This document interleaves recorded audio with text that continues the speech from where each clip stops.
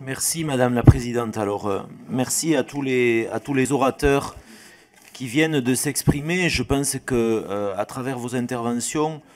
on peut constater à quel point le sujet de la sécurité de nos concitoyens et singulièrement des sapeurs-pompiers préoccupe et est un sujet aussi de députés, de parlementaires, puisque nous sommes au contact des territoires sur lesquels nous sommes élus et de ces problématiques et en permanence sollicités pour essayer d'apporter des solutions aux risques qui pèsent sur ce modèle de sécurité civile. Et c'est par cela que je voudrais commencer les quelques réponses que je veux vous apporter. D'abord en disant, notamment à Pierre Morel-a-L'Huissier, dont je connais l'engagement pour ce sujet, que je n'ai jamais prétendu que le problème était nouveau et que les solutions que nous souhaitions apporter avec Valérie Lacroute étaient révolutionnaires ou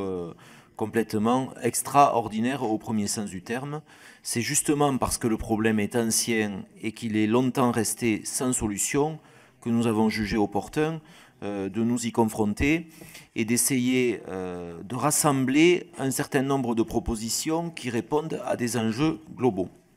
Je voudrais à cet égard en lister 4. Le premier, il tient tout simplement au modèle français de sécurité civile qui n'est pas, moi je me permets de le dire de manière très claire ici, qui n'est pas simplement le fait d'une volonté d'économie qui ferait reposer sur un engagement bénévole ou volontaire une large partie de la sécurité de nos concitoyens et de leurs biens. C'est l'héritage d'un passé qui s'est constitué au fil des décennies et qui aujourd'hui se traduit par le fait que dans chacune des casernes de pompiers que nous connaissons sur le territoire, cohabitent, coexistent, travaillent ensemble des professionnels et des volontaires que je pense qu'eux-mêmes, quel que soit leur statut, sont très attachés à la pérennité de ce modèle et que les Français, dans leur ensemble, qui connaissent parfaitement bien la nuance entre les sapeurs-pompiers professionnels et les sapeurs-pompiers volontaires, veulent absolument que le modèle perdure. Et donc, notre volonté dans le travail que nous avons conduit est de trouver des garde-fous qui permettent de garantir l'existence de ce modèle de sécurité civile dans le futur. Alors évidemment, la question aujourd'hui qui est posée par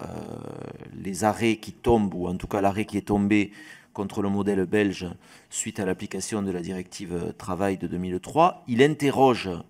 la capacité de la France à maintenir ce dispositif. Et nous, ce que nous voulons à travers ce texte, en particulier sur l'article qui concerne ce point-là, c'est simplement faire en sorte que la prise de conscience politique soit la plus large possible sur la nécessité absolue de trouver une solution rapide, de manière à ce que nous évitions la crise qui serait celle de l'application de la directive Habitat de la directive sur le temps de travail stricto sensu, et donc l'arrêt immédiat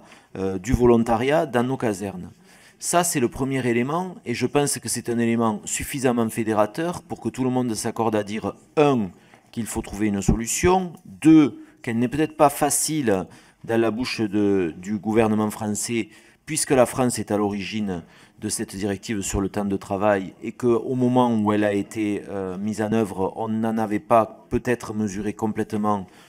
tous les contours, et notamment celui-ci. Et 2, qu'on ne devrait pas attendre qu'un arrêt d'une cour de justice nous tombe dessus pour avoir un contre-feu et donc des solutions alternatives. Le deuxième point que je voudrais faire concerne la réalité de l'exercice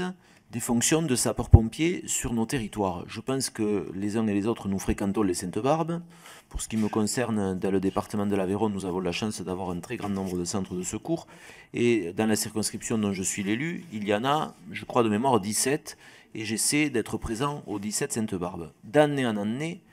qu'observons-nous et qu'observez-vous quand vous écoutez les responsables de vos centres de secours? Vous entendez parler de l'augmentation constante du nombre d'interventions. Et l'augmentation constante du nombre d'interventions, elle se fait essentiellement sur le secours à personne. Ça révèle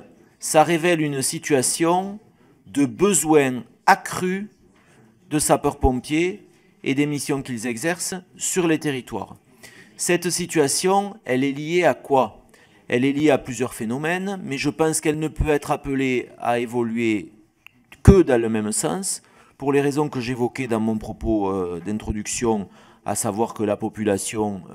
globalement sur le territoire français vieillit et que donc nécessairement les situations de secours à personne sont en augmentation. Mais il y a d'autres facteurs et la discussion actuelle de la semaine dernière sur la future loi santé ici même à l'Assemblée nationale donne à penser que l'organisation des secours de proximité va avoir pour effet de recourir encore plus aux sapeurs-pompiers volontaires, aux sapeurs-pompiers de nos territoires, volontaires et professionnels, dans de nombreuses situations, et que donc nous avons le devoir d'apporter une réponse. Ça m'amène au point sur la question du volontariat. Paul Molac disait les vocations diminuent parce qu'aujourd'hui les gens doivent arbitrer entre leur vie privée et leur vie professionnelle. Bon, probablement, mais je pense que dans la vie d'un engagé bénévole, quel qu'il soit, ça a toujours été le cas, que de devoir faire à un moment donné des choix, ou en tout cas de trouver un équilibre entre les différentes activités qu'il mène. Moi je crois aussi qu'aujourd'hui, il n'est pas question de remettre en cause le volontariat d'aucune manière, et que les mesures qu'on pourrait apporter, non pas de compensation, mais de reconnaissance, sont des mesures indispensables, davantage pour que la société accrédite les engagés dans le volontariat de la charge qui leur incombe parce qu'ils font ce choix, que comme une réponse à leur demande à eux, puisqu'il n'y en a pas et qu'ils se définissent tous comme des bénévoles volontaires. Donc, pour répondre à Hugo Bernalicis, quand on prévoit un dispositif d'allègement des charges patronales sur les entreprises, c'est tout simplement pour que l'entreprise accepte que son salarié puisse se rendre sur les interventions lorsqu'il est appelé. Et je dois dire d'ailleurs qu'avec mes collègues, et en particulier Valérie Lacroute, nous avons pensé aussi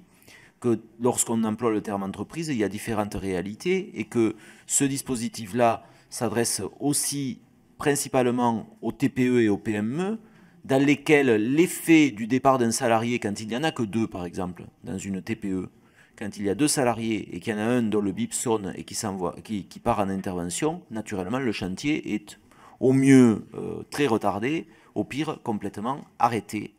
parce que tout d'un coup, on ne peut plus continuer à faire le travail qu'on est en train de faire.